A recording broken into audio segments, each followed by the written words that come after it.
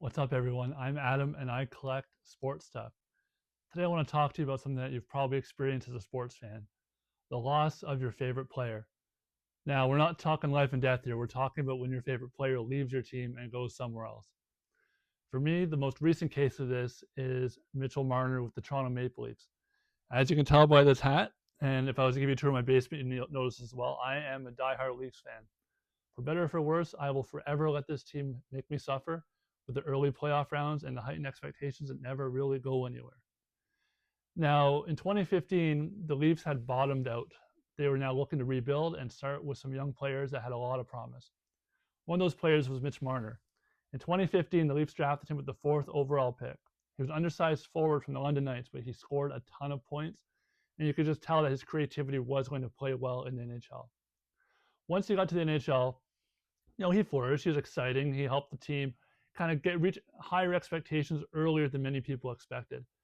They had a little bit of playoff success early on, and he was getting points. He was razzling and dazzling. But flash forward to 2025, and the thing soured very, very much.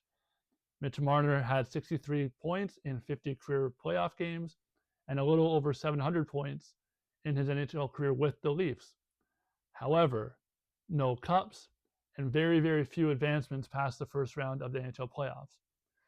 So the writing had kind of been on the wall for the last year or two that there was a little bit of acrimony between Marner, the fan base, the media, and for whatever reason, the franchise itself. Like, they only gave him a $10.9 million contract as a restricted free agent.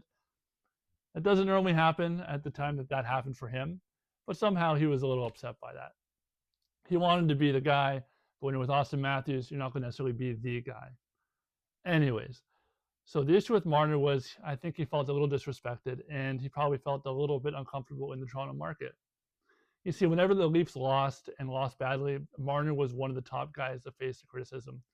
People hammered on him for playing a little bit too soft in the playoffs and not really coming up in the big moments when his team needed him. Yes, he was a very dynamic player at the Leafs, including all the times he dazzled fans in the regular season. But we're always longing for more in the playoffs, and we never quite got what we wanted from him at that point. However, during the ride, I, of course, like many Leafs fans, stocked up on Mitch Marner's collectibles. Here are just a few. So I got this Funko here. I'm not a big Funko collector, but I do have a few because they just kind of make the room look nice. I have this here. I got this London Knights signed puck. This is, of course, his OHL team from back in the day. And I got this alternate Toronto Arenas puck, which was a limited edition, and I thought would just look great in the collection. And right behind me here, you might notice that I have a Mitch Marner signed 8x10. My wife even has a jersey. So we are stocked up on Mitch Marner. However, he is now gone. He, in the offseason, signed an 8-year, $96 million contract with the Vegas Golden Knights. Now, it came as a bit of a surprise that he would leave, but also not so much. His after season media availabilities were a little bit cryptic in terms of what he was going to do, and he didn't seem to really be enjoying Toronto anymore. And if he wanted money, Vegas was the place to go get paid. There's no state tax, far less pressure than what he was going to get in Toronto. And you know what? Probably a better chance to win. So you can't totally fault him for that. So what I'm wondering about now is how I feel about these collectibles. They're very nice. I liked them months ago, even when Marner was struggling with his public persona with the Leafs, as well as I watched them crash out in the playoffs again. But I still have the items in my room. Do I ever want to get rid of the items? I don't know.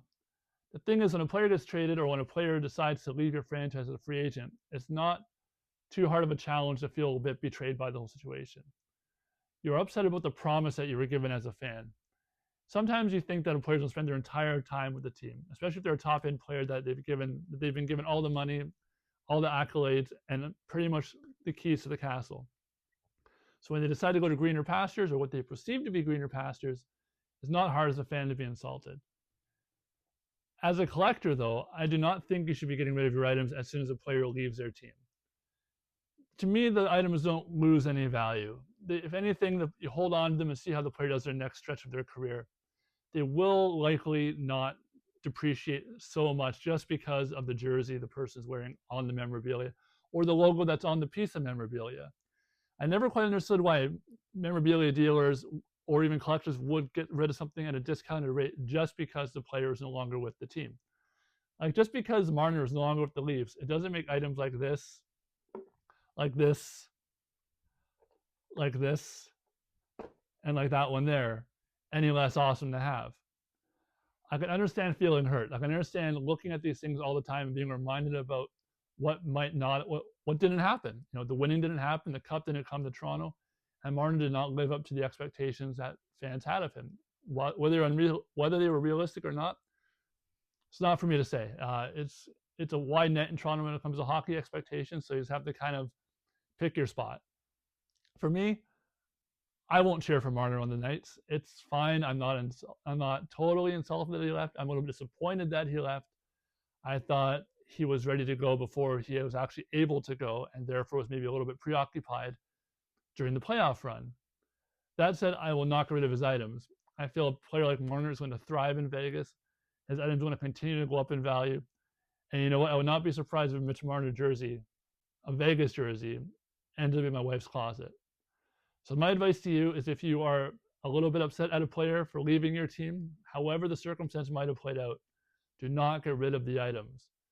You will regret it, and you'll come to realize that it was a very immature and unrealistic thing to try and do just to get over a player leaving your beloved team. There will be other players, there will be other collectibles, but don't step away from guys and their collectibles that are going to be outstanding for years to come, regardless of where they play. If you like this video, please comment below, like the channel, and subscribe. Thanks and have a great day.